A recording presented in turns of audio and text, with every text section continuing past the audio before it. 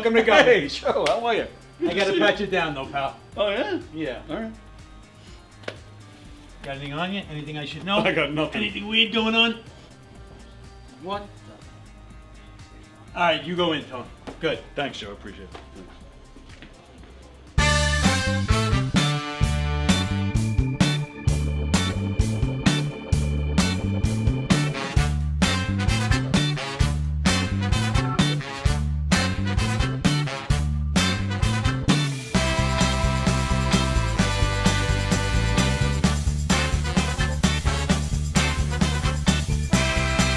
Hi, I'm Tom Kelly of The Tom Kelly Show. Yes, this is not the only time I've gotten on my knees in the back room of a comedy club.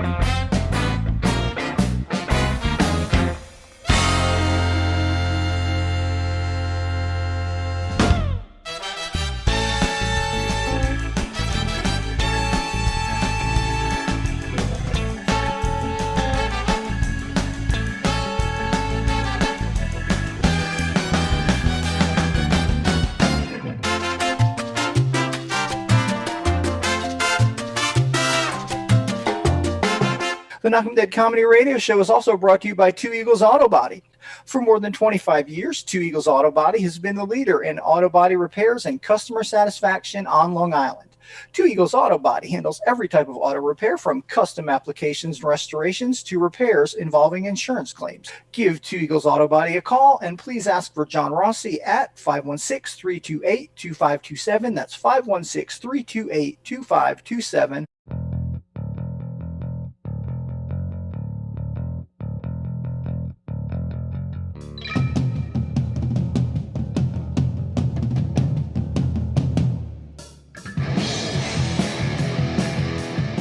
Hey, how do you say there, people? It's Johnny Brennan, creator of the Jerky Boys, also of Fox TV's Family Guy fame. I just want to let you know you're listening to Tony on the Knockem Dead radio show. They're gonna keep knocking them dead, so keep listening, you wacky sons of bitch. Right there. Over and out there, sweet Charlie. Long time no see, man. Hey, man, I miss you guys, man, at Knockem Dead Comedy Radio. Hey, Tony, you're not funny, and you probably shit yourself a lot, and you're no fun to be with, and you don't make that much money, and you're not going anywhere in show business, and I hope you get hit by a bus.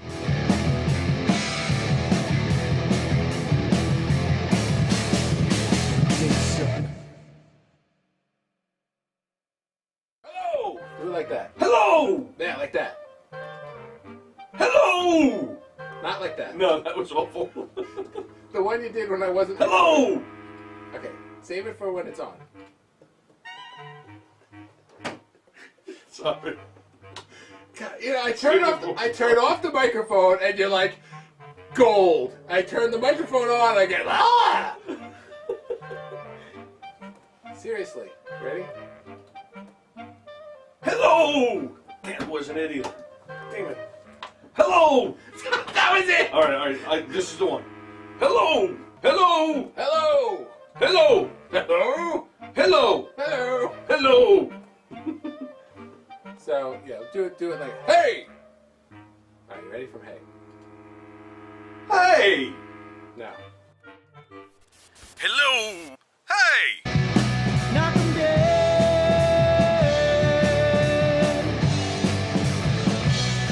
Comedy Show.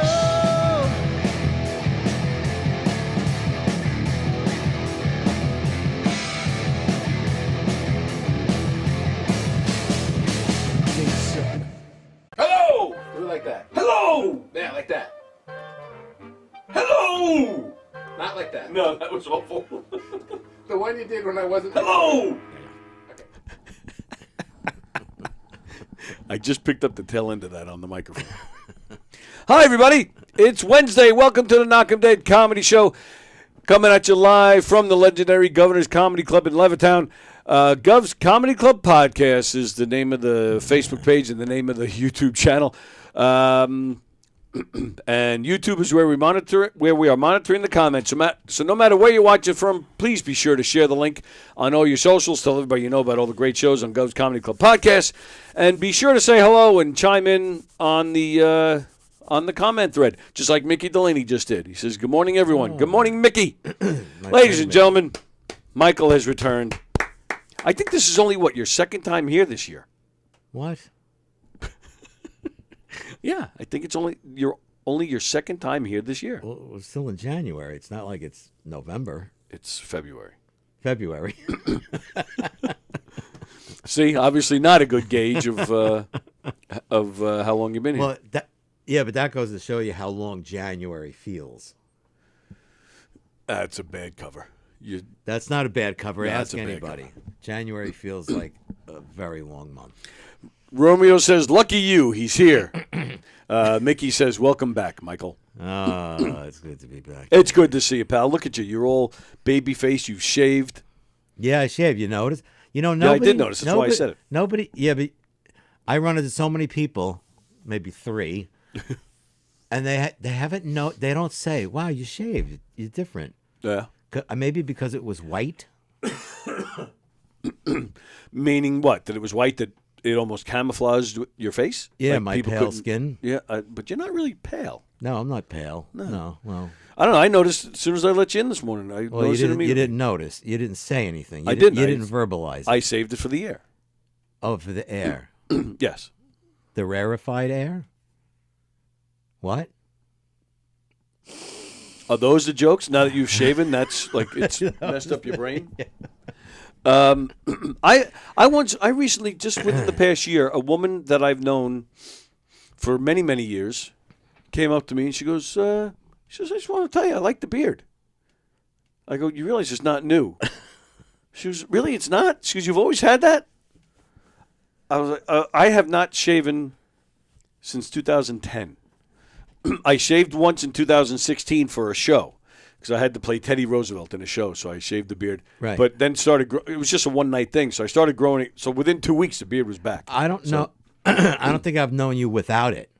But so when we met in the 90s, you had facial hair then. I had, I think, if I remember right, just a mustache at that time. You had the porn stash? Had the porn stash. I remember, well, you were at my wedding. I only had the mustache for that. Yeah. There were times I was clean shaven, like when we were in Voices, and we did. Oh yes, when we did Voices, we did Phantom of the Opera. You weren't in that, right? No, you weren't. No, I wasn't in it. but I watched you twice. Yeah, I I remember that show you twice. coming once. I remember one. Yeah. But yeah, I had to shave clean for that. Wow. And I hated that show. I have a video. I can't even watch it. But yeah, so I wasn't a big fan of that show. That particular. Yeah. Well, not because of you. Well, no, I didn't like my performance, but I didn't like I it thought at you all. did a fine job. Nah. A lot of those shows with that particular group were not cast well. So. That's putting it very nicely. Oh, very kindly. Absolutely. Yes, absolutely. Wow. John Rusciello says, "Grow it back. You look like shit." That's actually what he says. Ah, fuck off. Well, even him, when we went down to see him, he had facial hair. Oh, he's got it. Yeah, big giant beard. Like Johnny Beard. It looks like fucking Grizzly Adams. Kinda. Yeah. Kind of. Just an out of shape older. Do you remember version. when we first met? When you and I first met, I had a hard time cursing. Yes, and that went Right? on for many years. Many years. I couldn't say fart, Yes. anything. Yes, crap. I remember that. Man, have things changed? Yeah, we have we have definitely ruined you. You have ruined me. Yes. I was a nice, clean cut. Oh, yeah. And now you're just a degenerate. I'm a degenerate. Just like the rest of us. All right. Degenerate, perverted bastard. I have a quick story I want to tell. And then Someone's yelling out there. And then I want to get to something very important with you. Okay. All right. So first off, I am wearing this shirt for a reason, and it's definitely apropos today. There's a show in here on Monday nights called Steve Squared. It's two guys named Steve. One of the Steves I've known since the 80s. I've known this guy for a long time. And he had no idea that I was running this thing in here. He came in here one day, like, we got a call. These guys want to do a show in here, sit and talk with them. Okay. I come in here, and the guy's like, hey, Tony. I hadn't even seen the guy, I think, since the early 90s. And I was like, holy shit. Anyway, so it's two guys named Steve. Wait, they do a show in here? Yeah, they've been doing a show in here, since I want to say like 2019 maybe. They've been here for several years. Almost 6 years, and you've never seen this guy, and you've known him. No, I'm saying when he came in to talk about doing a show in here back in 2019. Gotcha. At that time, I think it was the early 90s since I saw him last, and wow. It wasn't like I was in touch with him and said, "Hey, Steve, come do a show here." It wasn't like that. It was all coincidental. But that has nothing to do with my story today. So this past Monday, they're in here. I'm engineering the show, and I'm coughing like I still am. And these guys like, you doing all right? You've been sick for a while. I said, yeah. Monday night was 2 weeks since I got sick. It was It was Martin Luther King Day. That night is when I started feeling sick. So I said to him, I just can't seem to get rid of this damn cold. So not the Steve that I've known for a long time, the other guy, Steve Kaminsky. He goes, I got just the thing. I'm like, okay. And now this is why I'm wearing the shirt. He goes, I'm going to spell it for you. He goes, and then you go to the store and you find it. He goes, I guarantee within 24 hours you'll be fine. I'm like, okay. SAM. He goes, it's a name. SAM. I was like, okay. I write it down, SAM. BUCAL. I'm like, okay, BUCAL. Michael, that was Monday night. It wasn't until this morning that all of a sudden it hit me. It's like, this fucking jerk-off told me to get Sambuca. Yeah.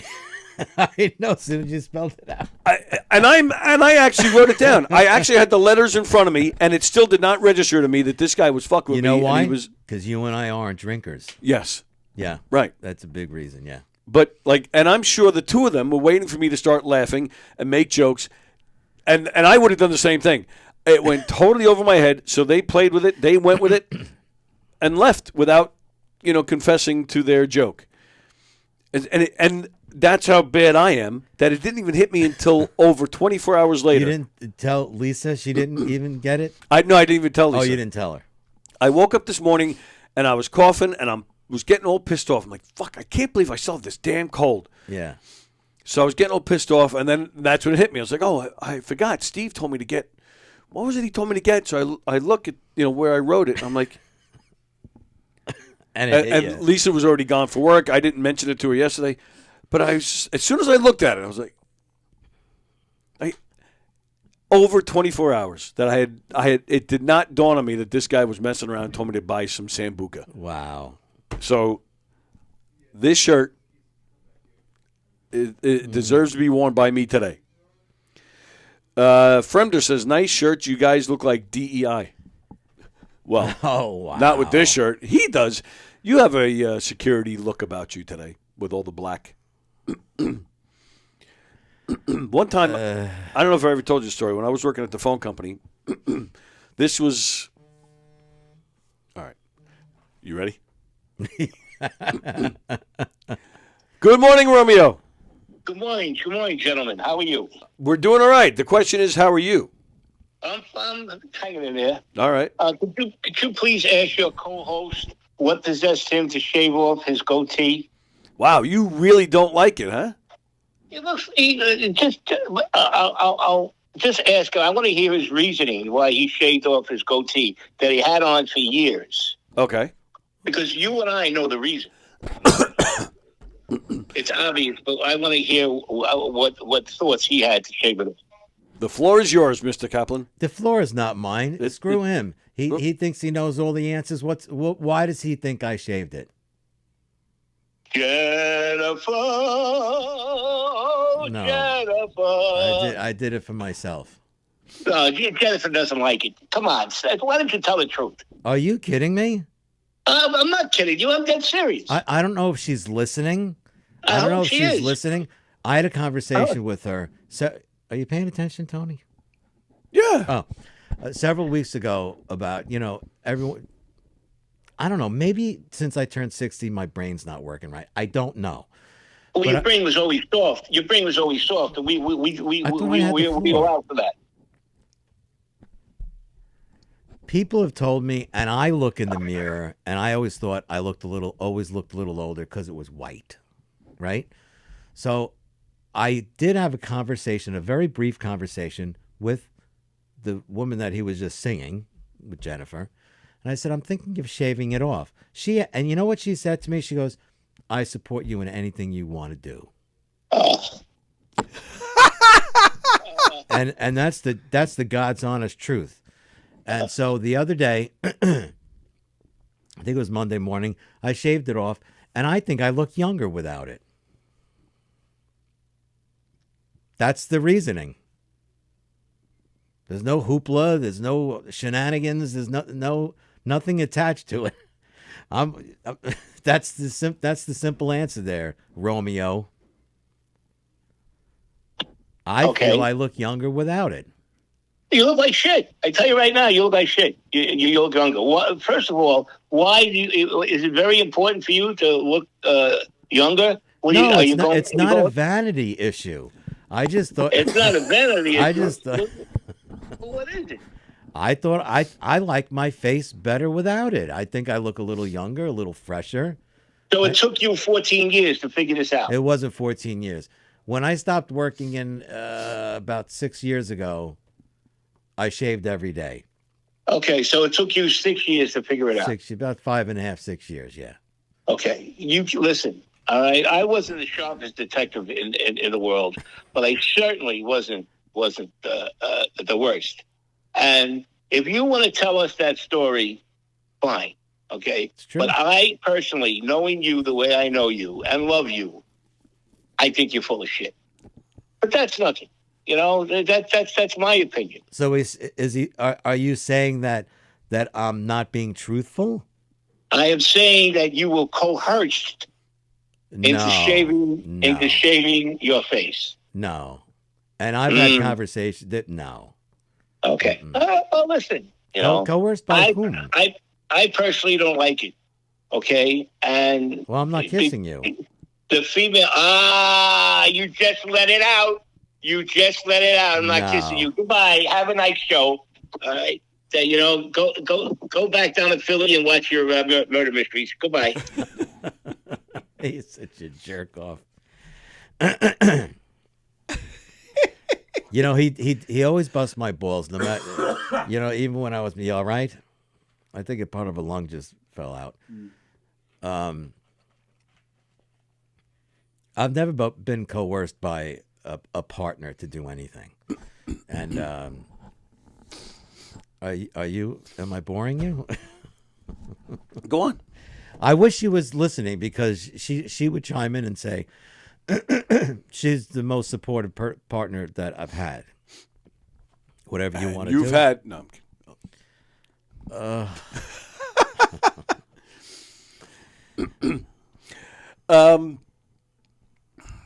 I have mixed feelings about this. You do. First off, my first feeling is, who freaking cares? That's my first. That's true. It's an awful lot of discussion over facial hair. Yeah. My second thought is, let's say that John is correct. Okay, just for argument's sake. Okay. I would say, so what? I mean, the reason we do anything is, for the lovin'. So yeah, if Lisa said to me, I will put my tongue on your face more often if you shave the beard, yeah, I'm shaving, like I'm reaching for the razor before she's done with the sentence. I have no problem admitting that. Either do I. But, all right, full disclosure. We're gonna go into another therapy session here, like we did a couple weeks ago. God, I hope not. I know. I hope not either.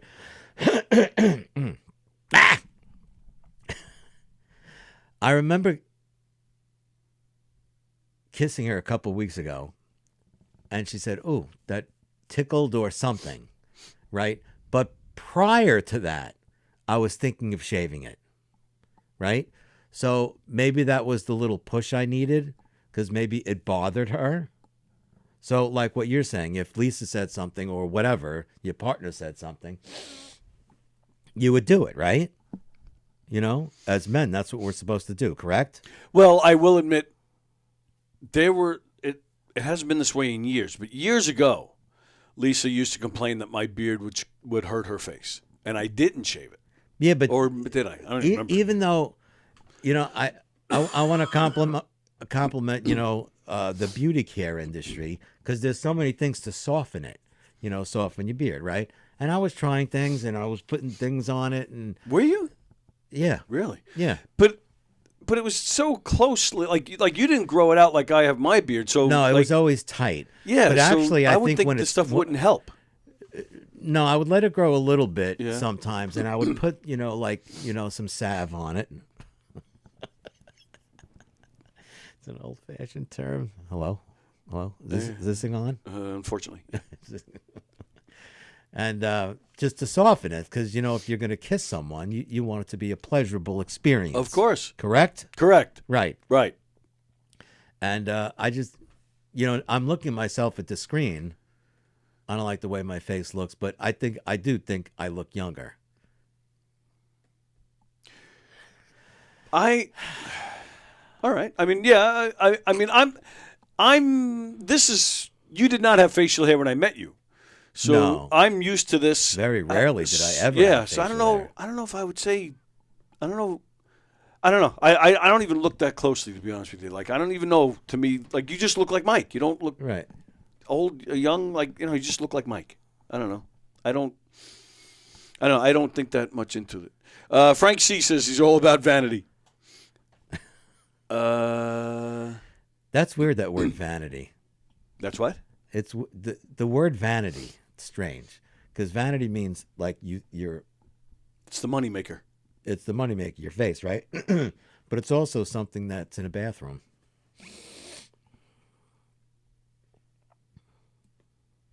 Ann says, Mike's here today. Yay, you look wonderful, Mike, she says. Oh, thank you, Ann. That's why John called all bitter like that. Oh, that's why he's all. Yep. That's why. Oh, that's my other thought, by the way. And again, I have no problem with shaving because, you know, if the ladies don't like it. I have no problem with that. Yeah. Now, having said that, I do agree with John that when you said, you know, well, I'm not kissing you, that did kind of make it sound like it sounded like yes. it, but the way he framed this Yes. the sentence, you Yes. threw him a softball on that one. Romeo says, he's saying hi to his sweetie. Fremder, the women that don't mind facial hair don't mind a little prick. Oh, goodness. Fremder says he likes the no beard. He likes it. Thank you, Andrew. Because you look like a freshly saved testicle. Oh, goodness gracious. Oh, God. All right. Now, let's get down to business here. I have been waiting for this day. You have? Yes, I have. John touched upon it when he called. He called me, I think it was Friday, on this show, and he was live on the air, and he said, of course, you know, because he's obsessed, he brought you up when he called. And he said that you were going down to Philadelphia, which we know you have, you know, your girlfriend's daughter is going to school down there, so you guys go down there to see her. But he said you were going down there, while you were down there, you were going to see a murder mystery. And he said that after you saw it, he told me that you said that after watching this murder mystery, you're going to come up here, you're going to come back here to give me tips on things that they did that would enhance my murder mysteries. He's such a shit So stir. I've been all fired up. I've been dying to hear this because I'll tell you right now, my friend, I have done my research. I know of a lot of troops that do murder mysteries. Yeah. I can think of maybe one, possibly two that are as good as us. We are the best in this area. Uh-huh. We work very hard, and I make it a point to work with good people to ensure that the audience is getting a great show, because I have seen a lot of shit. There's a lot of companies out there doing murder mysteries that are shit. I mean, I have chunks of people like them in my stool. Wow. Did you write that one this morning? No, that's... I love that line. That's, wow. Where is that from? That's Phil Hartman as Sinatra on Saturday Night Live. Oh, that's funny. Billy Idol, Sting was playing Billy Idol, and they're having an argument. Wow. And he turns to him, he says, I have chunks of people like you in my stool. And you see it all over his face.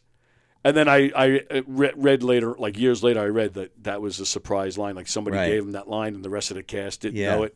And you see it in his face. Like he almost cracked. I have chunks of guys like you in my stool. Classic line. So it is a classic line. I got all pumped up to hear about this, and that line popped in my head. It's like, I own these murder mystery companies. There is a company called, now Mike and I met working with a company called Murders for You. That company went out of business. Maybe 5 to 10 years ago, another group came along and called themselves Murders for You. Oh, okay. Now, the guy that started it, years ago I was doing a commercial for Kmart. And there was a guy in the commercial with me. Actually, there was a whole bunch of us. And we were all sitting in the green room waiting to go out to do the commercial, but we waited hours. I think there was some kind of technical difficulty. So we're sitting, there had to be 20 of us just sitting in this room. Nobody knew each other, so we're just, and this one girl, I'll never forget it, she stands up, she goes, all right, I'm going to break the ice. She goes, who are you guys? She goes, and what other projects are you currently working on? Everybody's taking a turn. I get my turn. I'm Tony. I run a troupe that does murder mystery shows. Half the room lit up. Oh, my God, really? Where do you do this? Oh, do you need people? I talked to this one guy. He's like, yeah, if you ever need anybody, he gives me his card. About 2 years later, a cast member, it was a Friday. I had a show the next night, Saturday. One cast member called me up and said, I'm sick. He goes, I'm not going to be better for tomorrow's show. It's like 36 hours. How do you know? He says, I'm telling you right now. Yeah. All right, fine. I'm scrambling. I find this guy's card. I call him up. I say, I need somebody tomorrow. You interested? He didn't remember me for shit. He said to me flat out, he goes, I don't remember you. He says, but if you need somebody, yeah, I'll do it. He goes, there's pay involved? Yeah. He goes, yeah, I'll do it. So the show was in Bellport. Mastic. The show was in Mastic. He lives in Smithtown, or at the time. I drove out to his house in Smithtown, spent 4 hours with him going over everything. Excuse me. Went home, back to Nassau County, got all my shit together, and then drove out to Mastic. It was a crazy day. This guy did a fine job. Not fantastic, but fine. He had a good time.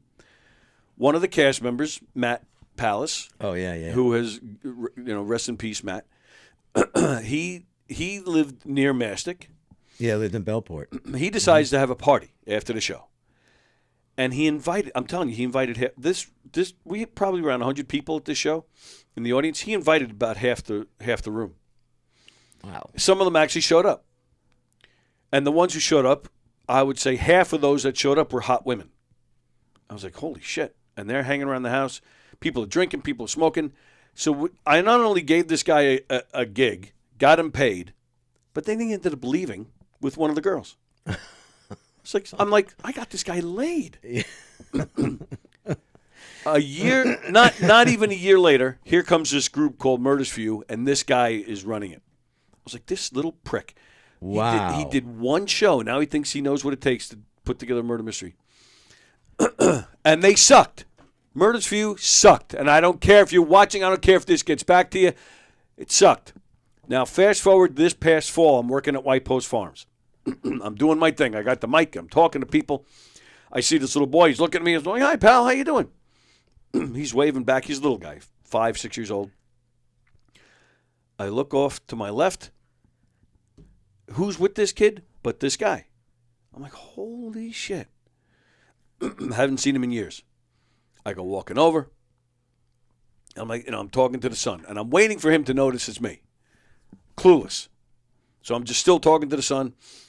Finally, I'm running out of things to say, so I just turn to him and go, do you like your dad's murder mysteries? And sure enough, another guy does one of these.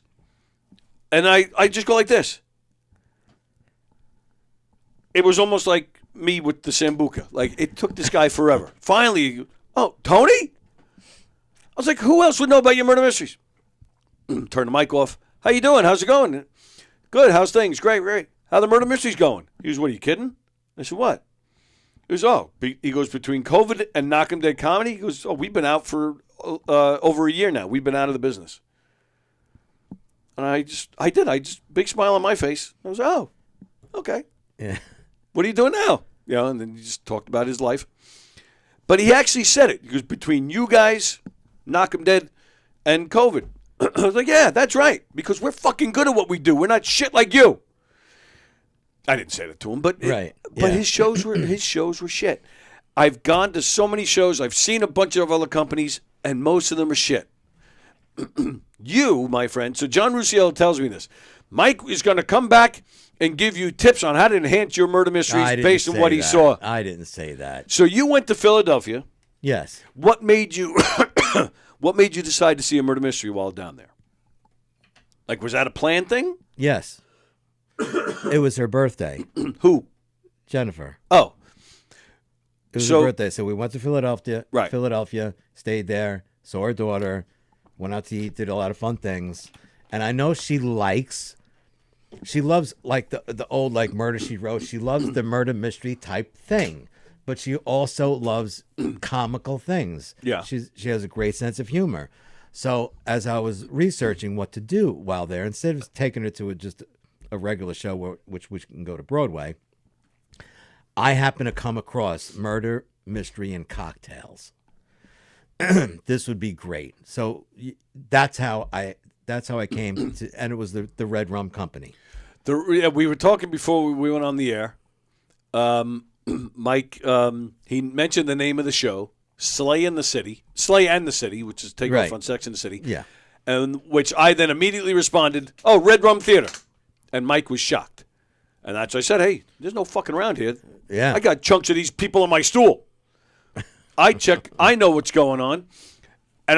And Mike was shocked, and I said, yeah, I do my research, man. And then I said, save the rest of this conversation for when we're on the air. So now you're all caught up. All right, so you came across Red Rum Theater. Mm-hmm. So we go to the show, and obviously, it's two of the characters, and I don't remember Sex and the City that well, but two of the female characters come out of a side. First of all, they have a dedicated room. Right. So I guess you saw that, right? It's not a theater. It's not a theater. It's more like... It almost looks like a comedy club. It looks like a comedy club. There's a DJ in the corner. It almost looks like an office building that it's housed in. Yeah? It's an absolutely stunning, beautiful building it's in. Huge. Oh, yeah? Yeah. But is it an office building? Like, what's in the rest of the place? I have no clue. Right, but this is just one room in this big one room building. On the first floor. Yeah. And the only... Yeah, you would think it's like you said, it looks like a comedy club. It wouldn't work as a comedy club because it's got these two huge pillars in the middle of the floor. Right. So where I was sitting, I missed a part of the show because all the right, show was strike going one. on. Strike one. Yeah. So obviously I told it was her birthday, so they actually got her involved a little bit. Okay. Made her do a little fashion show because that was Sex and the City, right? When I say tips, what I say when I was talking about tips is how I wanted to talk to you about how murder mysteries have changed since we first started. Yeah. And I was even talking to Jennifer about it. You know me. You know how I used to do it. You know, I took acting classes, and acting classes on stage and acting classes on a floor are two different things when you're performing. Yes. Right? Correct. And I was always taught everybody wants to have that human reaction, human connection. I feel like the interaction is almost is maybe because of COVID. I don't know. Some of these characters were very funny. Okay. Right? like Mr. Big was Mr. Huge, and when he comes out, he's kind of like this handsome guy in a suit, but he had a pair of socks in his pants, so it was huge. So I guess you've seen pictures because you're looking at me like. No, I'm familiar. I know the show well. The Sleigh in the not City. the Sleigh, the Sex in the City. So I know who you're talking about. You're talking about Mr. Big. Mr. Big, yeah. But no, I haven't. So- no, I'm not familiar with. I mean, I know they have a show called Sleigh in the City. I know they have a Golden Girls thing. They have a Friends bunch, thing. Yeah, they have Perk in the City. Yeah, something like that. Right. Yeah. Yes, but I'm not familiar exactly with their show. I mean, my first thing I thought of was they must have some sort of copyright thing, right? Because they had a big screen like you have a screen up there, and they were showing actually pictures of the show. Oh, really? Of Sarah Jessica Parker and and the other actors and actresses. But when I always liked, even when I did it a couple months ago for you in that Real Fancy place, the show That was over a year ago. That was over a year ago. Yeah, is that like crazy? My mindset as a performer in a murder mystery is, as I was taught, everybody wants to be like, they want to be part. You touch them, put your arm around them. I didn't get that feel anymore. Like people want that anymore. You know what I'm saying? So when we even saw this show, there wasn't a lot of interaction. Let me like ask that. you, what would you say was the average age of the crowd? Was it completely mixed, or was it was on the mixed. average our age? It was mixed. There was several our age, but it was mixed. I saw some younger people there, a bunch of younger people. So it was a mix, anywhere from like maybe 30 to our age. Yeah. Okay. How many people were there? I actually counted because I'm strange like that. It looks like it's a room that holds about 75 people, and it was almost full. Oh, okay. It was almost full. All right. No food. It was just drinks. Oh. Yeah, no food. So you had just to pay a ticket price and then buy drinks. Yes. How much were the tickets? $40 a piece. Not too shabby. Not too shabby. Not no. terrible. The drinks were a little pricey. Okay. Yeah. Right. And okay. And of course they have like little things, like little souvenir trinket things that they sold, And what bothered me the most about this, and it was good, don't get me wrong, it was very funny, right? Why do you keep on? Are you muting me? I'm muting me when I cough. Oh, okay. Sorry. Just let the professionals do their job. I know. A lot of times when we, in the inception of our start. Yeah. You like that word, inception? After the murder. Okay. Right? All the characters would go to every table and sit at the table. And get, for a little interrogation. That did not happen. That didn't happen? That did not happen. No, they handed out little sheets. Who do you think did it and why? And all that stuff. Yeah. But, as they were walking around, you would maybe point to them and say, hey, no, there was no sit down. See, I missed that part of the engagement. So, all right, so the murder happened in front of everybody. Yeah. He comes out with like his neck is bloody, and he actually, remember how you and I used to do it? We would have to carry the person out of the room. Yeah. He walked out of the room. Yeah, we don't do that anymore either. But, you don't carry? We used to carry. Then we used to put them on a dolly and wheel them out. Okay. But now, I'm just paranoid now with safety issues. I don't have. Yeah, I know. I don't have big guys anymore like Sal that could. Right. Sal used to throw Linda up on his shoulder. Yeah. With one hand, and we don't have big guys anymore. Yeah.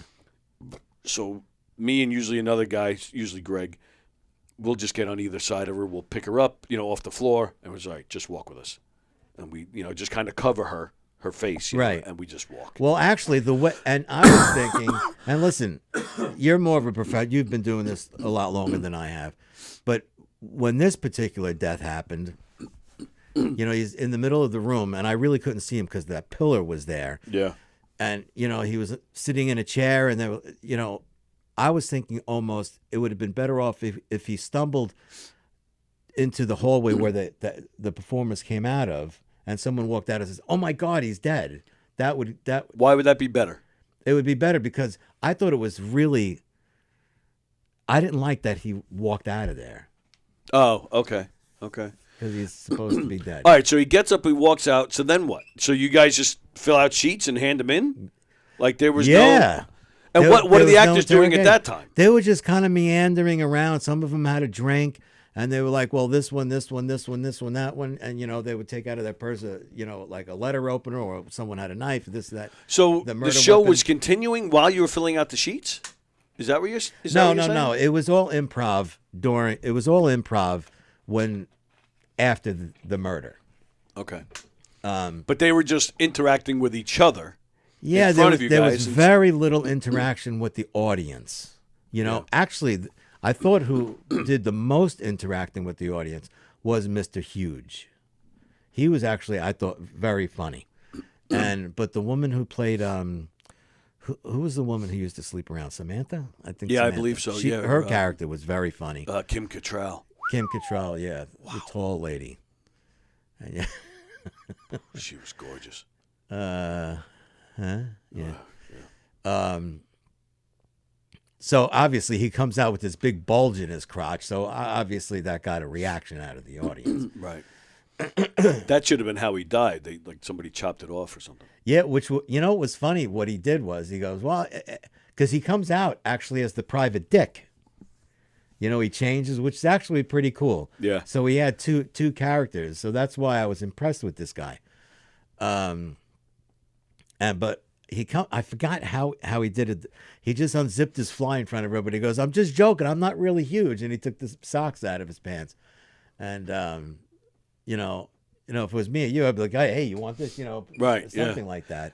And it's just that immersive, interaction so close up is, I thought was lacking a little bit. But they were doing their lines like they were just walking around the room. They weren't. There is a stage, right? No, there's no stage. I thought there was a stage in that. No, movie. there's no stage. So they are doing the lines like they're next to you, but they're not really interacting. You know what I caught once? The woman who was playing the Carrie, who's the main lady? Carrie Bradshaw. Carrie Bradshaw. I remember at one time, and this has happened between me and you.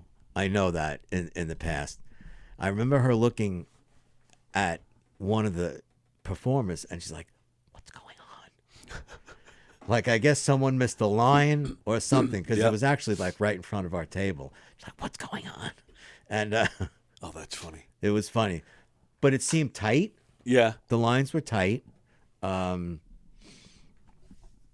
You could tell they've rehearsed. Sure, they're a tight knit group. But I was just over. It was a great time. We had a lot of laughs. Jennifer loved it. It's the first time she's ever saw a murder mystery, so we had a conversation about that. Then, because I was all so excited about it, because I love that arena.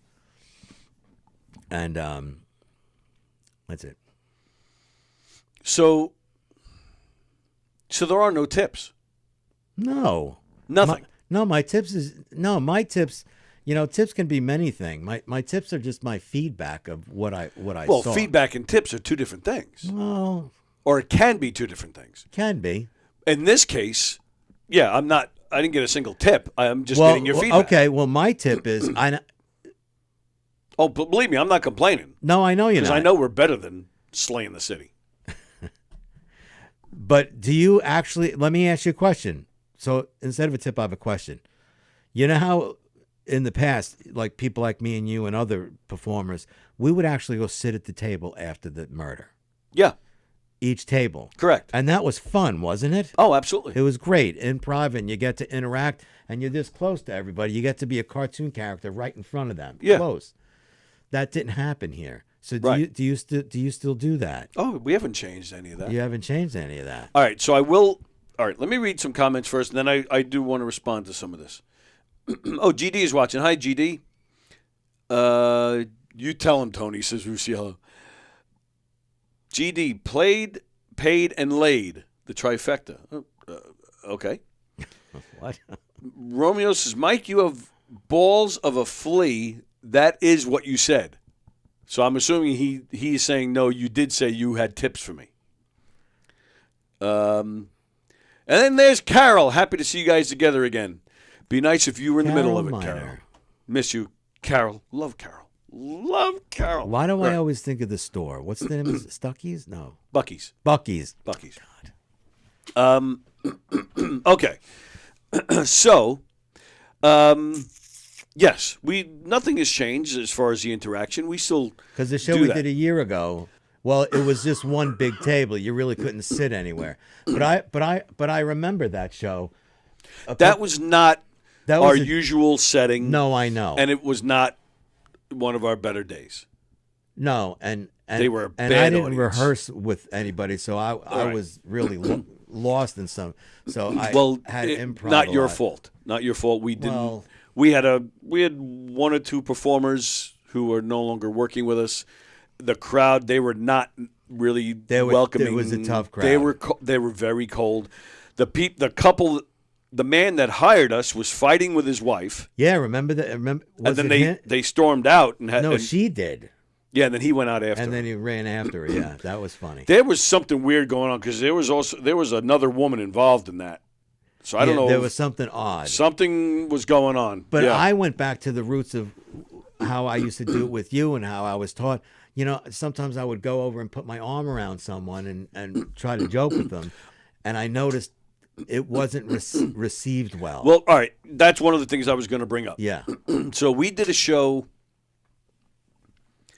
not this past May, the May before that. And it was up in Connecticut. It was a corporate event. And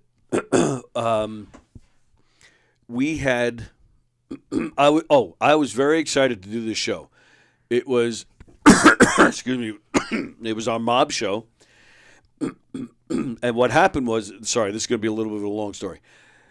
Elio, who I talk about all the time, Yeah. Elio and Amy were working a cruise. And the cruise was docking somewhere in South America. I forget exactly where. For whatever reason, the cruise line was flying them to Florida, then to New York, and then to catch a flight back to England from New York. Mm-hmm. So Elio asked the cruise, he said, look, he goes, if I pay my own way, he goes, I'm not asking you guys to pay for hotels or anything. He said, but if I stay in New York for 2 days, can I delay my flight for 2 days? Like, can you guys book a flight for 2 days later out of New York to go home? Mm-hmm. And they said, no problem. So Elio and Amy were, they decided to, just stay for 2 days here in New York, see some friends, and go home. Yeah. So they said, all right. So they planned to see me. They were, I think, landing in New York like late Sunday night. So Monday they were going to see me. They may have even come in to do this show. I think they did. But this corporate event that I had in Connecticut was that day, was that night. So I didn't have, one of the female roles was not filled. So I said to Amy, why don't you do the show? Is she an actor? Amy's, yeah. Elio is, a musician. Amy is a wonderful actress, singer, Wow. tremendous singer. I think if she had to make a choice, in fact, I've had this conversation. She says she wouldn't make a choice. She just loves performing. But my personal opinion is that singing is her first love. Right. She does more singing than acting, but she's a great actress as well. Lots of theater experience. I said, Amy, just come do the show with us. It makes perfect sense. So sure enough, they Went did. in cold. No rehearsals. I emailed her the script. She called me a few times. We went over things, but and the performance she was doing on the cruise was a show that she actually produced and put together, and she was doing it for the first time. So she was performing this thing on the cruise for the very first time and getting herself prepared for my show. Wow. She was a trooper. So we go and do the show. We have a great time. It's a corporate event, and I want to say a good 85 to 90% of the audience were in their mid to late 20s. They're all employees of this certain company. Oh. And they were all in their 20s. We're doing the show, and like you said, you put your arms around people. We have, it's a mob show, but a wedding takes place, so we pick the groom out of the audience. Yeah. So the bride is like hanging all over him. Now, I thought we had a great show, and Amy absolutely nailed it. Even the rest of the cast was like, who is this woman? Yeah. I mean, she was phenomenal, and she sings Copacabana in the show. We just had a great time. Elio did the sound for me, and then at the end of the show, we have a parody of That's Life, the old Sinatra tune. So I had Elio sing that. At the end, he just comes out from behind the sound, and he sang. We had a great, great time. A week later. They were all in their 20s. 85 to 90%. How many people? Probably around 100. Maybe a little more. 100, 150. So good but yeah, 85 to 90% of them were in their mid to late 20s. So about a week later, I get a call from the woman who hired me. She, I want to say, is our age. She sat at a table with people that were our age. She goes, I'm sorry to bother you. She goes, but I have some concerns that I need to discuss with you. I go, concerns? I go, the show already happened. Right. I said, and I was nice about it, but I said, basically, you're not calling about concerns. You have complaints. Right. And again, I said it in a nice way, and she just went with it. She goes, yeah. She goes, I guess that would be more accurate, complaints. So I was like, well, what happened? Yeah. We hardly ever get complaints, and when we do, I take it very seriously. So she said, well, the main concern was, you guys were, touchy-feely. And so immediately to me, touchy-feely is something inappropriate. Yeah, me too. I go, did somebody touch somebody in the wrong way? She says, well, just putting their arms around people. So now it's starting to sink in. Nobody touched a boob. Nobody grabbed an ass. Right. This is, and I said it in a nice way, but this is basically a generational thing. Kids in their 20s, they don't want to be touched. And in this day and age of woke and cancel culture, putting your arm around somebody is offensive. And that was the mentality we were dealing with. And it's true that the show I saw, there was no touching. Right. Well, yeah, was it before that? I think the show was before that. But I did not, in fact, I'm talking about this now, I didn't even tell the cast about this because I thought we had such a good show. In fact, I would say a little less than half the room even gave us a standing O. So I even said that to the woman. I said, I'm very surprised to hear this. I said, because almost half the room gave us a standing ovation. Yeah. There was one guy. Now, and again, and I'm not knocking the woke generation. I'm not knocking the cancel culture, but that's the world we live in, and it's not my world. It's just not. But the bride, in the show, the girl who's getting married, is played by a guy. We don't do. Right. It's not a drag show. It's more like, for those of you that can remember, and most of our viewers can, think about Milton Berle in the olden days of television. Yeah. It's comedic. Yeah. We're not taking a guy and making him look like a model. Milton Berle looked ridiculous as a woman, and that's what we're going for. Right. Yeah. And I said that to the woman, but they took offense to that too. I'm like, they took offense to that? Yeah, because they took it as making fun of transgender, making fun of the whole gender identification. I'm like, oh my goodness. So we talked it out, and I said these things to her. It's a generational thing. We've never had these complaints before. Nobody touched anybody inappropriately. Personally, I think she probably got maybe a handful of complaints. Yeah. There was one guy that we picked to be the groom. He actually did get up and leave, and we had to pick a different groom. So I'm sure he was one of the people who complained. But for crying out loud, and I'm not trying to knock them, but for my mindset, from the upbringing and the world that I grew up in, I want to say just loosen up. We're not asking you to make out with the bride. We're not asking you to do anything, that would be considered, creepy. But it's so different than the 90s and early 2000s when you and I were doing it. Yes. Right. Heavily. Yes. And, especially I think of. Yes. All. That wouldn't even, I guess that wouldn't even be a thing now.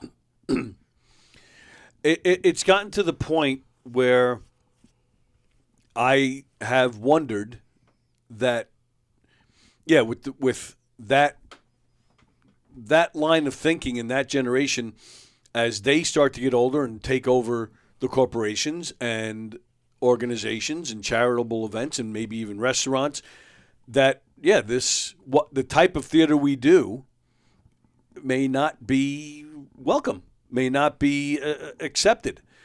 So I have thought that as I'm getting older now and the way we do things is just different, that it has made me think that maybe our days are kind of numbered, that maybe we just have a few years left. Wow. I mean, I don't know. I don't even know if I would have the ability to change with the times because I'm not. That's not my generation. I don't think like them. No, I don't. Honestly, I don't pay much attention to what they do. I don't know if I'd be able to even tailor it to make it work for them. But even the show that I did for you a year ago, I remember a bunch of times I would go over, and I didn't do it to any woman. I didn't do it to. I think I touched maybe a woman's arm, trying to make fun of her or something. But it was mostly men because, I'm just so cognizant of that. Was just that was had an nothing. older crowd. There was a couple of young people there, but that had nothing to do with us. Like that I said, was very strange. They were very stuffy. Like I said, I never even told my cast about anybody. Well, but it's true, they were. Yeah. I never even told the cast about these complaints because I don't want to change what we do. And that was the only time we've ever had those types of complaints. And so that show was May of 23. So that's been almost 2 years. Never had complaints like that before or since. So I'm just trying to ride it until we can't ride it anymore. But no, it's not like I told the cast, be careful, don't touch me. No, it was just because that was a weird day. Well, because the show I saw this past weekend, I see that there was not. Oh, that might be a conscious decision on their part. Absolutely, that's what I saw. Yeah, absolutely. There's another murder mystery that plays. But I want to bring up something. Oh, okay. Remember Island Hills Country Club? You and I, when we first started this, we did a show there in Sayville. Yes. Yeah, I remember that show. And it was a big show. There was a lot of people there. Yes. And remember you and I even going over to the lady's house, showing her the script. Yes, I remember that. And then after the show, she was very upset that it was a little overtly sexual and this and that. Yes. And it's just... Okay, we'll finish that thought. GD, how are you, pal? I'm doing pretty good. The conversations you're having now, I just wanted to share a story with you if I could. Of course. It's okay. Okay. This is a while ago. I was asked to write a sketch for Black History Month for this comedy thing. Okay. And I said, okay, sure. And I write this sketch, and a matter of fact, I write two. And I said, you pick which one you want. Okay. And they picked this other one. And so I start working on it, and I start building it, and I start building the sets and everything. And I test it out at an open mic. And it works great at the open mic. And I videotape it, and I send the tape to the club, to the people. Yeah. They said, you can't do it. You'll offend people. Now, I'm going to tell you what the sketch is. Okay. Okay. I'm portraying a baby. I'm an infant, and I'm not sure if I want to be born. So I build this fake vagina, and I stick my head out of the vagina to talk to the audience. And the whole idea is that it's interactive. I'm like, I don't know if I want to be born into this world. Things are really crazy out there. And it's interactive, and the audience is supposed to help, coax me out of the vagina, so to speak. But that's part of the set, And they didn't want me to do it because they said, well, this club has a lot of trans people who may be trying to have kids, and they're having issues with their own sexuality. And I'm thinking, this has nothing to do with sexuality. Right. This is about a young black baby not sure he wants to be born into a crazy world where they just elected Trump as president, And so this is why, so I had like 7 days to write a new sketch, or cancel, my gig. And I said, no, I'll write a new sketch. Yeah. And so I did. I wrote another sketch. It was too late to do the other one because the other one was actually a 2-person thing, and I needed someone to learn the the material, and there was no way they could have learned it that quickly. Wow. No, but just the fact that I was being a baby, sticking my head out of a vagina, they thought that would be offensive. Comedy now, offensive to people who were trans people, because they're trying to. That's it. Because they're trans, they're trying to, grow an ovary or something. I don't know exactly how that works, but wow. But this was a comedy setting, because I think the idea is brilliant. Yeah, I think it's very funny. It is brilliant. It's very funny. Well, was it at a comedy club? Yes, it was a comedy. It was a comedy club, and the reason why I know when I actually did the show, I couldn't do it for them. I wrote it for them, and I couldn't do it for them, so I used it on my own DVDs, one of my own shows. But the reason why it was good was because there was a comedian in the audience, and after the show, he says to me, "That was so deceptively clever." Yeah. Deceptively clever and funny and hilarious. That's it, hilarious. And when you get another comedian say that about your material, and you're a comedian, you've done something. Oh yeah.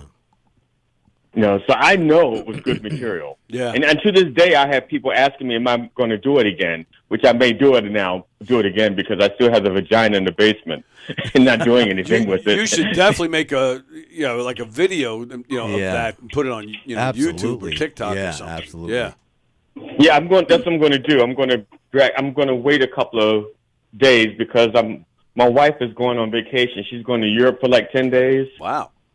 And I'm not going to have anyone to talk to, so I'm going to pull the vagina out so I have something to do. That's funny. That just him saying that. So I'm gonna pull the vagina out. So while she's gone, he's going to be hysterical. spending his time trying to get in, not trying to get Yes, out. exactly. Oh my God. All right. So let us know since your wife is going on vacation. Let us know when the party is. And oh, sure, no problem. Everybody's invited. Y'all have my address, right? Yeah, sure. It's around there somewhere. Okay. All right. Well, thanks for sharing that story. And while I got you, I commented this morning while watching Coffee with the Dog. I saw. You said he was getting weirder. Did you hear him call me yesterday? Did you hear that? No. He called in yesterday on this show, and he was making no sense whatsoever. He said something about having a stroke the night before. Right, he had a TIA. Yeah, and then he was just talking about different things and making no sense. I think that man needs to see a doctor quickly. Now that is so weird. The one day that I couldn't listen to the show, he calls in. I had some stuff that I couldn't. I was working on a sketch and I couldn't write. It's okay. People, you don't need to explain why you couldn't watch the show. No, everybody has a life. It's cool. Yeah. But speaking of life, because I've been waiting to find out what you thought of my CD. I'm just teasing. I'm just teasing. That's just a bad joke. I don't ask people. I never ask people what they think of my stuff. I let them if they, but it's well, you have to remember too, I've been sick. It's just I haven't forgotten, but I haven't done it yet, and I promise you it's coming soon. I promise. And I will let you know when I listen to it. So I'm actually very excited to listen to it. I really want to hear it. But only because I drove many miles to hand deliver that to you. Yes, you did, and it's appreciated. It's appreciated, and I had a great time with you guys, and it was cool to see you guys in the flesh. Actually, to be honest, I forgot to bring it with me. If I didn't have that box with me, I was like, "Oh shit, I got one here," because I forgot. That's fantastic. All right, well, thanks for calling, pal, and we'll talk to you soon. Yes, and he does look better without his beard. I don't think he looks like a testicle, though. I was thinking like a nippleless tit, but. All right, and he'll let you lick the top of his head when you see him. So as I can see the vagina. No glitter, please. I don't want to choke on the glitter. Well, he just said, just bring that vagina with you. All right, GD. We'll talk to you, buddy. All right, thanks. See ya. Bye-bye. G.D. Fenderson checking in. Good man. Good man. He is a good man. All right, so finish that thought. The Which thought? You were talking when he called about that thing. About that thing. Oh, you were talking about how we did a show for that lady. We went to her house, and she was upset after because the show. But that was show all was on a board. little. It was very racy. We in our defense, we became did tell racy. her. We did tell her. But yeah, up front. it was more than what she had expected. Yes. Well, we did have some cast members that were a little overtly, Yes. female characters would sit on men's laps and things like that. I guess you can't do that anymore. I Listen, I haven't changed. I'm still the same guy. Like if I want to see this, even if I'm on the street. I was in Ubers this weekend. I'm still. People call me an asshole, but like I'll say to some, I love old fashioned comedy, right. Like I'll say to some, like I said to an Uber driver this week, and I said, "Hey, how you doing? Good." Like I don't give them a chance to so it's like it's comedic. People have lost their sense of humor. I mean, the people that are in my little inner circle, they understand me. They understand my humor. But sometimes I'll be walking down the street, and I love to say, "Come on," right? I've been saying it with my friend Steven Calabrese since we're 5-6 years old, right? I'll walk down the street, "Come on," because if you think about it, I wanted to bring this up to you. You may think this is mundane, but I think it's hilarious. You just be walking down the street. You could be standing in line, right? What does it mean to say, "Come on," right? First of all, it shocks people. People turn around like, "What the fuck?" Because they think you're being impatient. I think it's funny. If I heard someone say it, I would be like, they're hilarious. If you're at a drive-through, right, and you're waiting in line, like I was something on TikTok came up of Doug Heffernan, King of Queens, and he loved his fast food, right? And it was like third in line at the drive-thru, and he's like, "Come on." It's hilarious. He sticks his head out the window. I'm going to agree. It's hilarious. However, and why is there a caveat? Well, I'm going to explain. Was it Jeff? It might have been Jeff on Monday. We were talking here on this show. Yeah, it was Jeff on Monday. I was telling Jeff a story. My first wife, her immediate family was here on Long Island, but her parents, they grew up in Ohio. So my first wife's family, all the aunts, uncles, cousins, they were all in the 2 or 3 towns that were right next to each other in Ohio. So it was a very small area. Yeah. All of them were there. And so we used to go there often to see them. Mm-hmm. And I started dating my first wife. I was in my late teens. I don't even remember how old I was, but I was in my late teens. And we were together for almost 10 years, 9 to 10 years we were together. So we took a lot of trips out there. Mm-hmm. And I'll never forget the first time I went there. We went to, not Cleveland, but we went to one of the main cities.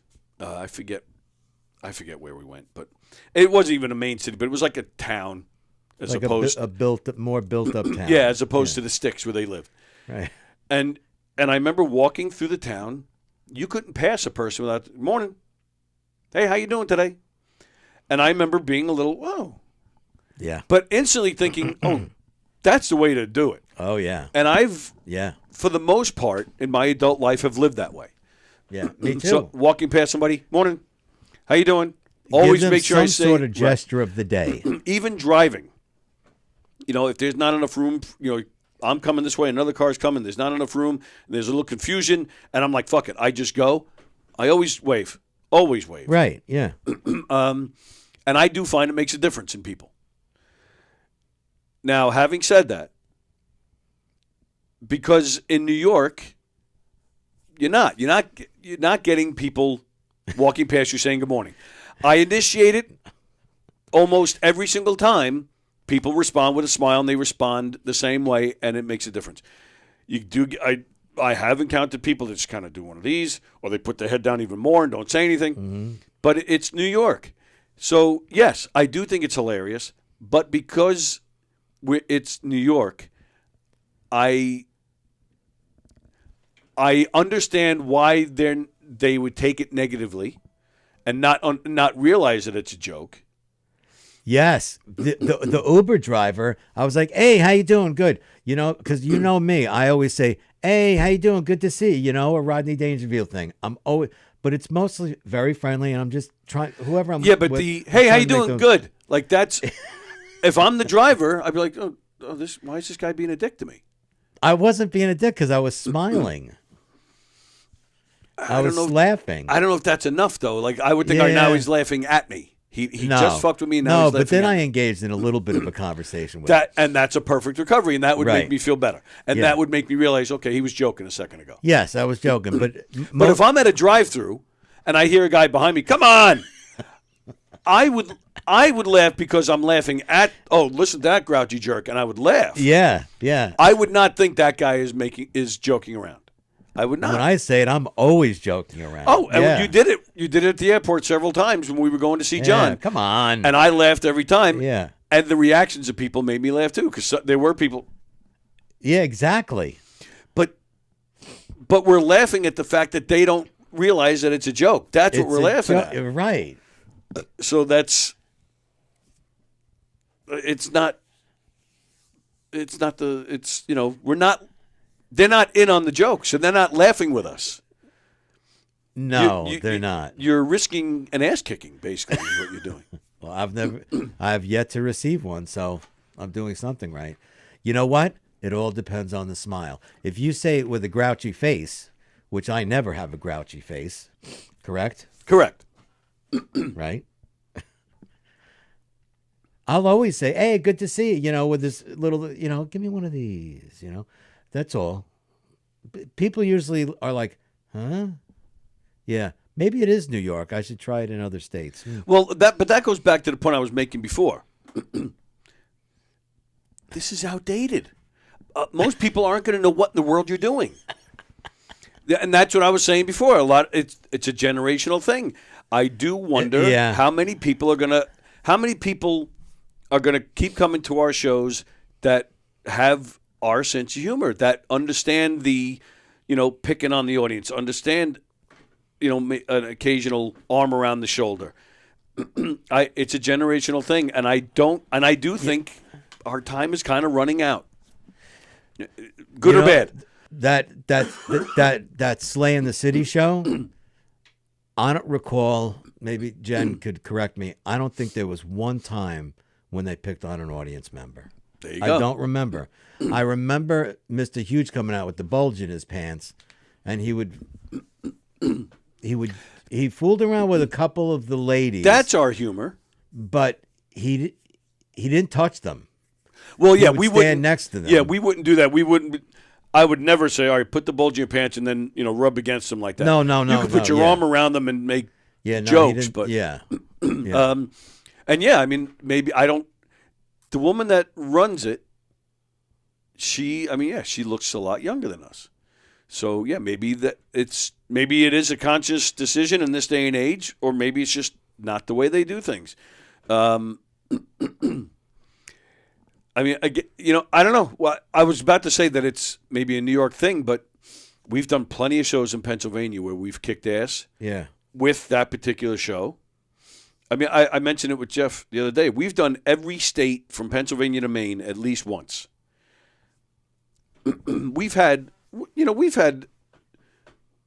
everybody, like we're talking about the world of comedy, just like we talk about the comedians bombing. We've had not so good nights. Yeah. But I don't recall a show out of state where we bombed. I recall one show. I take that back. I recall one show in Jersey where we totally bombed. But that's it. Like, because I was thinking maybe it's a New York thing to pick on the audience. But no, I remember doing a show in New Hampshire, one of the best shows we ever had, where we, again, and that is what we do. We joke around with the audience. But that's what we do too. We make fun of the audience, but we do it in a way where we're laughing with them. Yes, right. Yeah. In fact, I've done it plenty of times where I'll say right there on the microphone, I'm just joking. We make fun of ourselves, too, and we allow... Yeah, you have and to, we yeah. throw them the softballs to make fun of us. Right. So I think we save ourselves that way. Yeah. We're not just... I've seen comedians, I've seen murder mystery shows where, yeah, that's all they're doing the whole show is just picking on people, and after a while, it's like, all right, this is getting a little mean. Enough of this. Right. But I and again, this is what I've learned in all these years of doing this stuff all the time. And that's what I was going to say before, too. That woman got upset because the show we did was very risque. I also personally believe, because we were brand new at it, Yeah. we had growing pains, and We did, yes. Looking back on that, I don't think that show was very good. And I can say that because I remember it was the show that I mostly wrote. You jumped in later and added some things, but it was something that I mostly wrote because I was sick.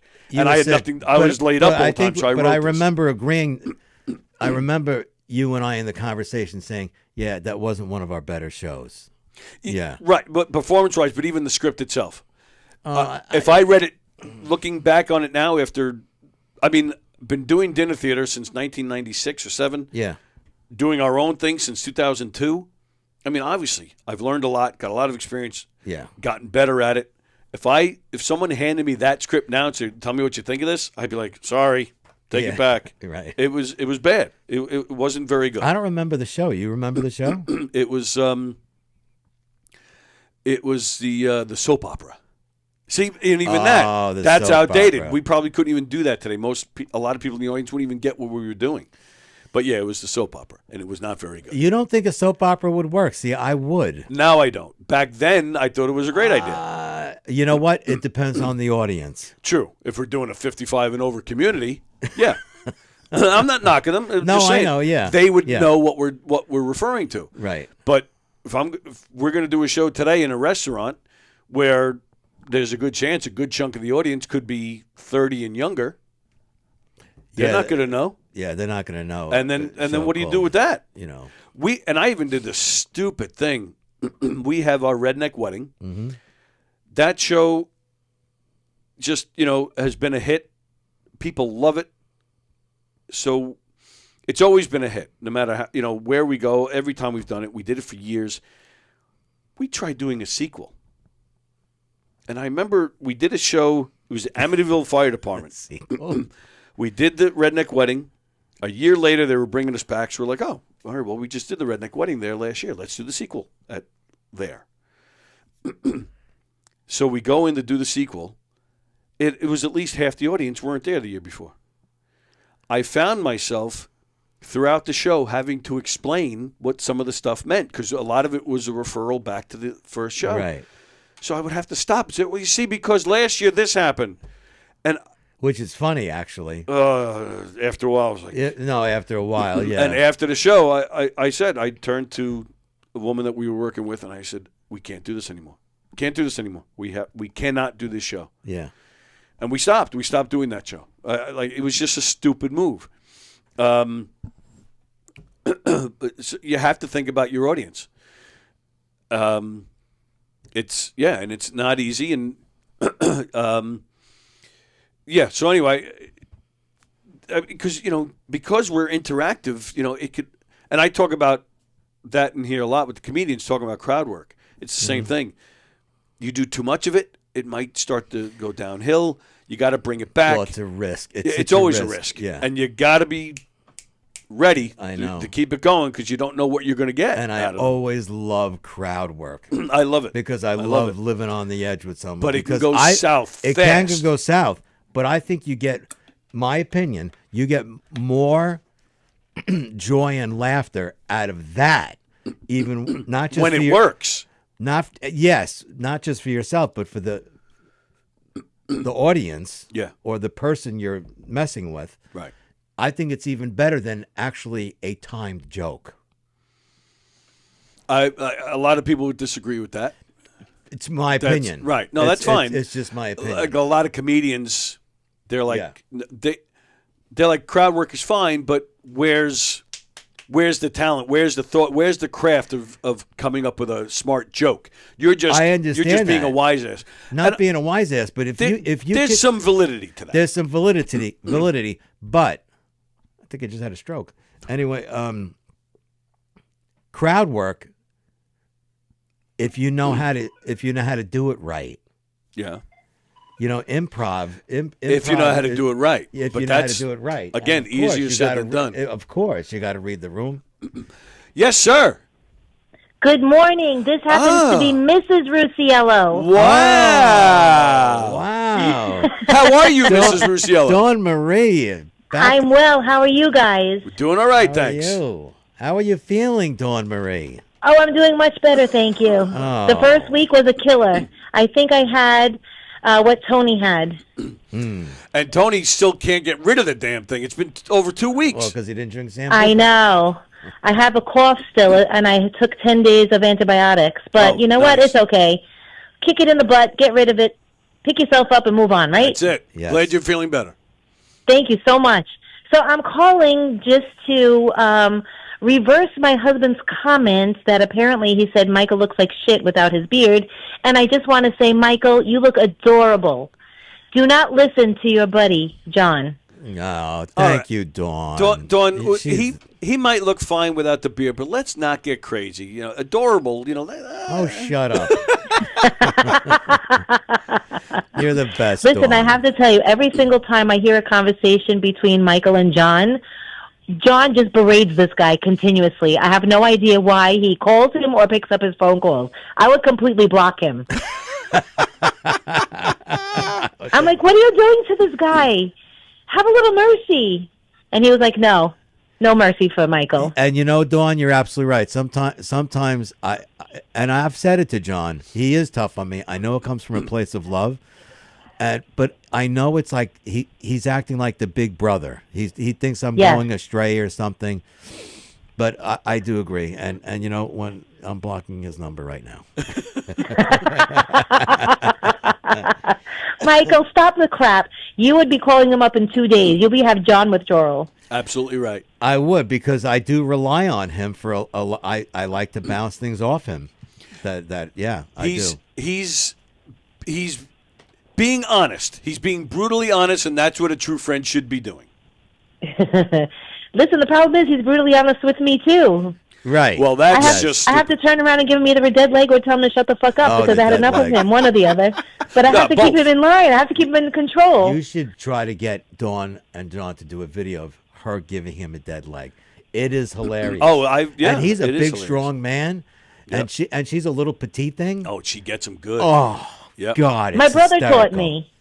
Oh, He yeah, taught your me brother. 2 things. Yes, how to give a dead leg and how to hit you in the clavicle to make you cry. Ooh. Wow. The clavicle. There's no fucking with Dawn here, man. The clavicle. Yeah, no messing around. No, Dawn. No, you can't mess around with I'm Dawn. getting a little scared here. That's what John said. John says he's scared of me. And he is, should, and he he should should be. be. Yeah. He's I just... Dawn, he's told me that when you're not even around. Yeah, I'm afraid of her, Michael. Yeah. I kind of like it that way. Yeah, absolutely. You got to keep that guy on his toes. Yeah, he can easily astray. Yeah, you got to watch that big fella. Yeah, I have to watch him. I just want to give you guys an update that I hear that he's still being called Romeo, and I want to let you guys know still he hasn't given me flowers since the first date 15 years ago. Inexcusable. You know what his story is? Yes, you know what his story is? His story is that flowers remind him of funerals. You know how many people say that? But The it doesn't house matter smells what he thinks. No, it's not about him. If his bride enjoys Yes. it, then he gets it.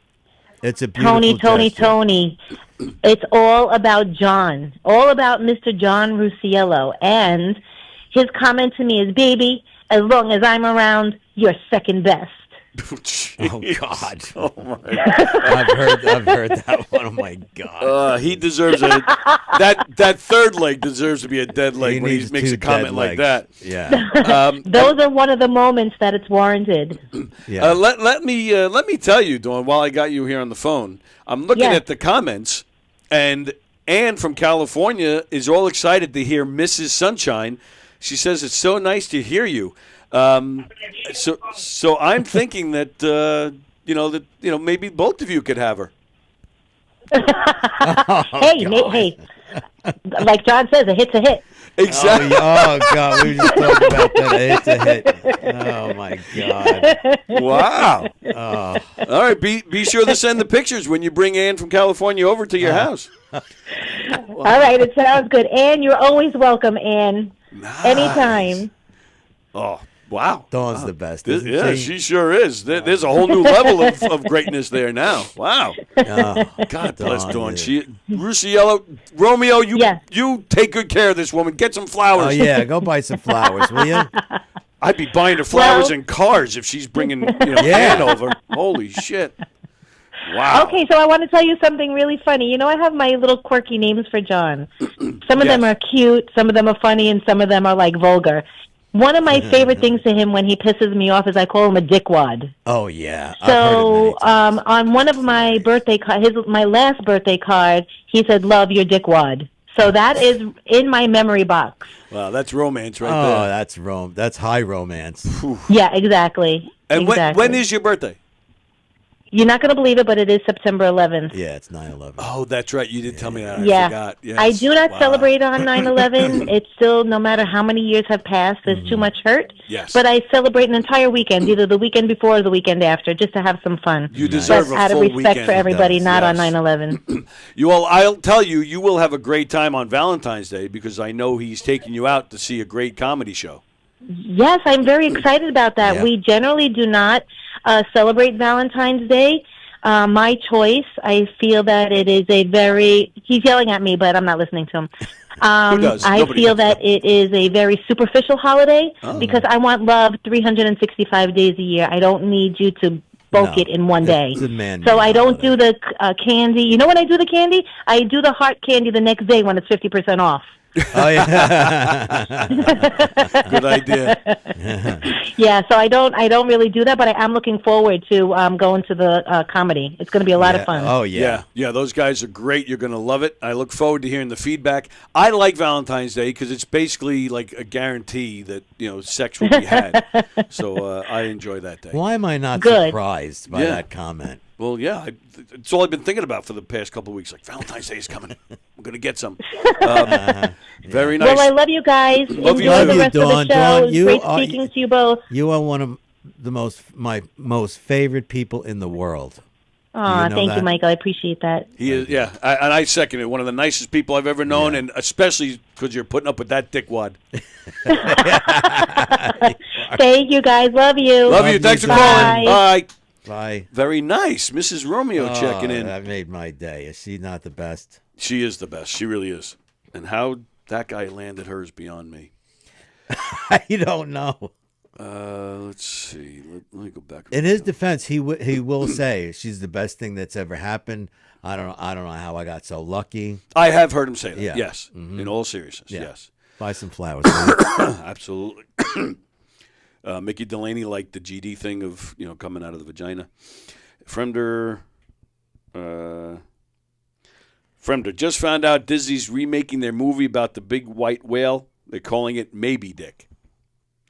Ann Rothney, I love having coffee with the dog. You guys are definitely a wake up.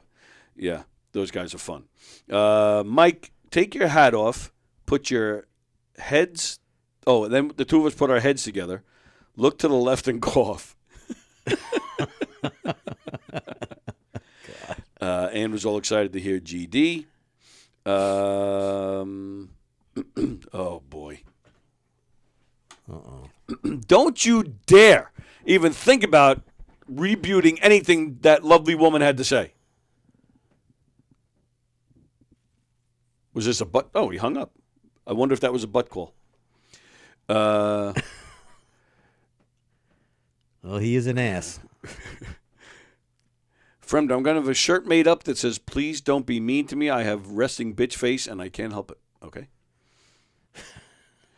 Friend, GD says, "Aren't they the crowd work generation?" Yeah, they kind of are, actually. Who the new generation? Yeah, they kind of are. They are. That is a new thing. Absolutely. Yeah. A lot. Are you there now? Mr. Dickwad to you guys. All right? You want to call me a dickwad, put a mister in front of there. All right. Okay. That's fine. Jesus Christ almighty, all right? She wants flowers. When I get I buy her houses, new cars, and she wants flowers. I don't understand this woman. She's a girl. Right. Just buy if you can afford the houses and the cars, you can afford another $30 on flowers. $30? When's the last time you bought flowers? I'm not telling you got to get this big giant floral arrangement. You just listen. There's no meat farms here. There's no shop right here. Okay, it's not Long Island. Yeah. Pubics. Right. So prices here are outrageous. All right, and believe me when I tell you. And listen, well, Mike, that's a good way to get a punch in the mouth. You don't let people come on in New York. What do you? I mean, that's a really good way to get a. No, I know how to pick my spots. Excuse me? I know how to pick my spots where to say it. Well, if you're gonna say it, grow your beard back or grow your goatee back because you look tougher. Goodbye. It's actually not a bad point. You know, people see a tough guy with facial hair saying it, they might not yell back at you. Let's see.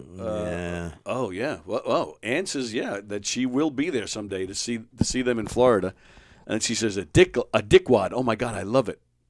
Oh, Ann is getting sexier and sexier by the day. Yesterday, Ann's very saucy. Let me tell you how saucy Ann is. Yesterday, she made a comment. It was Tuesday trivia, and the one of the questions was, once an orgasm has started, are you able to stop it? And Ann commented something about how she just had one. And I was like, whoa. Wow. So next Tuesday, we've already set it up where Ann is going to call in to explain exactly what that comment meant. And I'm going to try and get her to do it again live on the air with us. Did she answer the question? No, I told her to I told her to save it for Tuesday. Oh, no, the question. Wait, that was a trivia question. I'm more interested in the trivia question. Oh, the trivia question itself? I'm very interested in Ann. That's awesome. Oh, it sure is. Oh, God. Great. I don't recall what her answer was. The correct answer is I said, is it true or false? You can stop an orgasm voluntarily once it's started. The answer is false. You cannot stop an orgasm once it's started. Huh. Interesting. But she wrote, I just had one. I was like, and I want to know too what made her have one. Like, was it from watching me? And also, it's like 9 o'clock in the morning because isn't she? Well, it's a nice way to start the day. GD, Romeo, more like no me. What? If the lady wants flowers, get her the flowers. Exactly. Yeah. Exactly. No discussion. Get her the flowers. You got to buy your girl flowers once in a while. It's just the must have. It's all about pleasing the woman so that you get the loving. I mean, that's what life is all about. You think that's what it's about? That's what my life's about. All right. What's it about? I mean, yeah, we can enjoy these kids once in a while, but no, it's all about the loving. No, it's about the gesture. It's about the loving. It's about the gesture. It's about right. When I say the loving, I want the loving from my wife. So yeah, I love my wife. I want to give her the flowers. I want to make her happy. Wait a minute. So that we can wait a minute. There's a whole nother conversation. It's not transactional or not reciprocal. You get something for your wife because you want to give her something. You can't expect anything in return. Agreed. However, the loving that comes with maybe buying flowers or pleasing her in whatever way, the loving, I want us both to get something out of that. I'm not saying I'm going to sit back and no. Yeah. We're both going to enjoy ourselves. Okay. So it's reciprocal. It's not supposed to be reciprocal. Yeah. But come on, let's be honest. We all want to get a little something out of it. I just want to enjoy my wife. It's just no. I don't blame you. I hear you. Ann says, "LOL, Tony, I got this." Nice. Wow. Nice. Andrew Fremder, you got to give her flowers if you want the fuzz box. The fuzz box. Oh my goodness. All right. Well, it's 12:31, so it's time for us to go. I am going to, speaking of Valentine's Day, if you're not in Florida going to see the Uncle Louie show, and you want Jennifer to see a real damn good murder mystery show, Valentine's Day, head on over to the Islip Terrace Fire Department where you'll see Knockem Dead Comedy Wow, that's performing. where I grew up. I know. Yep. February 14th, come see the Knockem Dead Really? Comedy. Yeah, we're doing a murder mystery at the Islip Terrace Fire Department. What are we doing? We're doing our mob show. Doing the mob show. It's going to be a great time. At the end of February, we'll be at Cafe Spiga, which is it's out east. Miller Place, is it? Somewhere out there. Cafe Spiga. We're doing our 80s themed murder mystery. That's another example of how we're catering to our audience. That 80s themed murder mystery and you were talking about the girls sitting on the guys' laps and stuff. We used to have a part in that show where the girl would sing like a virgin and she would sit on the guys' laps as she's dancing around. That's been cut out of the show. Oh, it has. Oh yeah, for a while now. Yeah, we don't do that anymore. But not for that reason. But Right. since then, we'd be like, oh, maybe that's a good reason. But partly because of the word virgin. We were worried that people were going to get I see. Yeah, it's a very sensitive culture that we live in. Go to Knockem Dead Comedy and check out our full schedule, what we got going on, as well as information on how you can hire us for your corporate event, your fundraiser, your personal event, a restaurant, you want to bring people in, whatever you got going on. Ann said she had fun this morning. I bet she did. And then, of course, Romeo jumps right on that. Oh, See you tomorrow, sweetie.